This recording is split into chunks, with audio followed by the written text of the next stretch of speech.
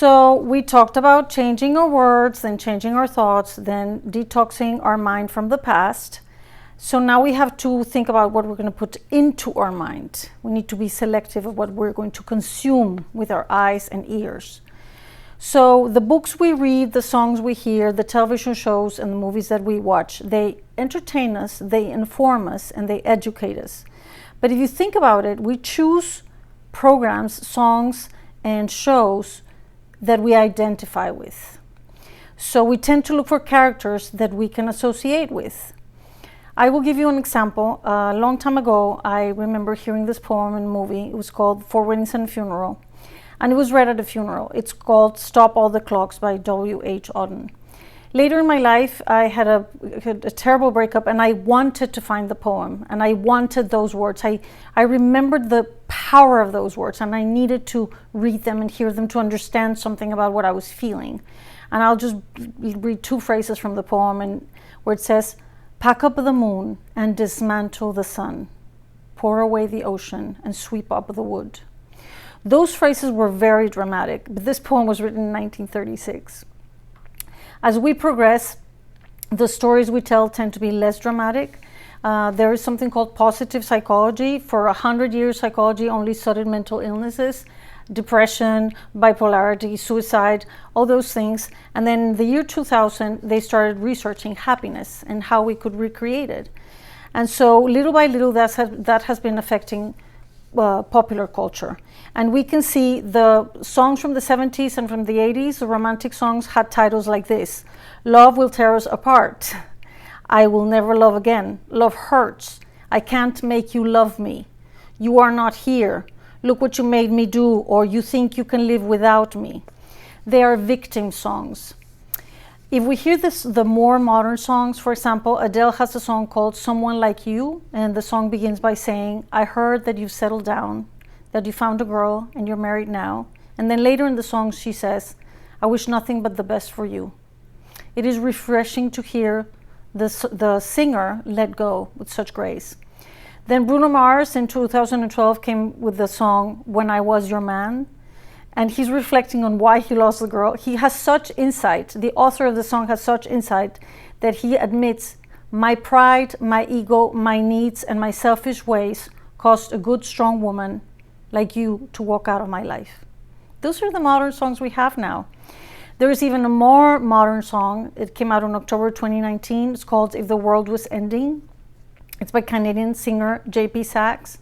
And it's a duet. In the first part of the song, this guy, there was an earthquake and he's thinking about the ex-girlfriend. And the second part of the song, the girl is thinking about him. But the chorus says, "I know, we know, we weren't down for forever, and it's fine."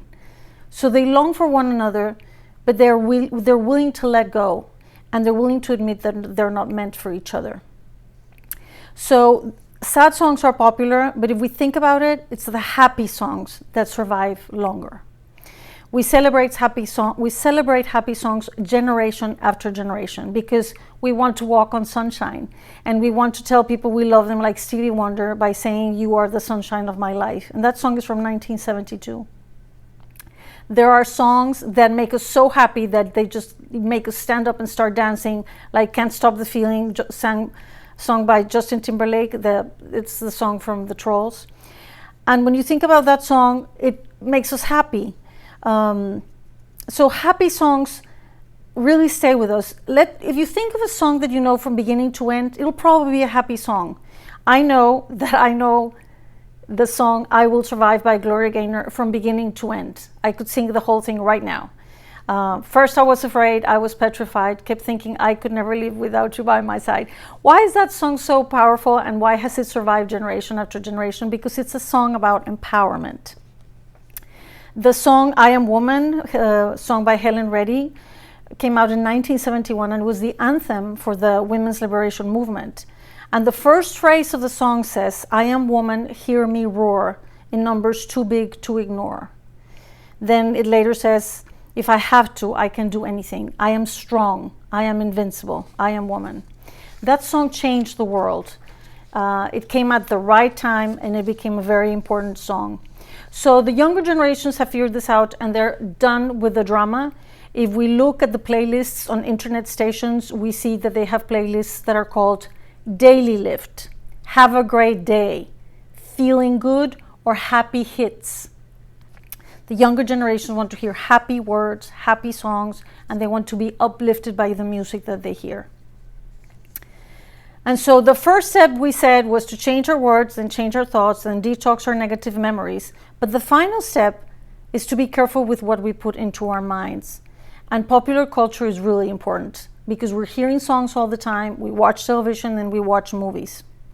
If we continue consuming dramatic stories that involve victims and victimizers, abusers and the abused, we will reinforce these patterns. And it doesn't matter how hard we try to change our language, the stories will be in our minds and they will be reinforced.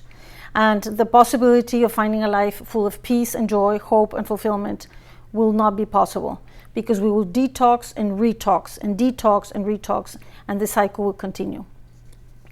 If you think about it, the most sacred text are the texts that are religious because they're about hope, they're about people like us that are sinners, that are trying to find the meaning of life.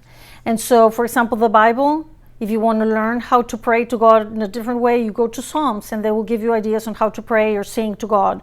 And if you want just to learn about everyday wisdom, you go to Proverbs.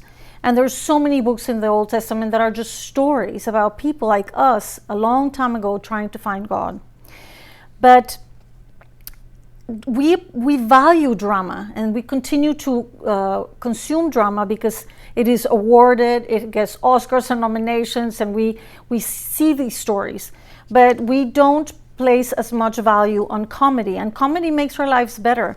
If we think about Robin Williams, he's probably one of the best comedians in history, and his capacity for improvisation was extraordinary, but he was recognized more for his dramatic roles in Dead Poets Society and Good Will Hunting.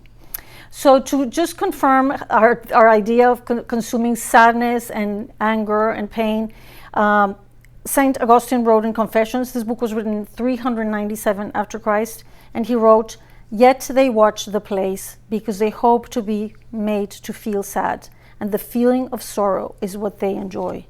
What miserable delirium this is! The more a man is subject to such suffering himself, the more easily he is moved by it in the theater."